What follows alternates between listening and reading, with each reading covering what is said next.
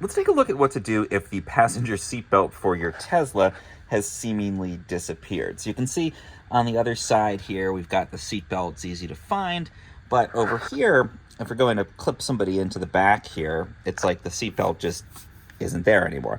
So there's a simple solution, a simple reason. Usually it means you have folded your seat down recently. When you folded it back up, it caught the seatbelt and kind of trapped it behind the seat. So we can take a look in the trunk. And looking at it from behind here, you can see, sure enough, that's exactly what's happened. The seatbelt's actually here, it's just stuck. So you can either kind of try to push it out here and get it back out again, or you can just go ahead and fold the seat down again.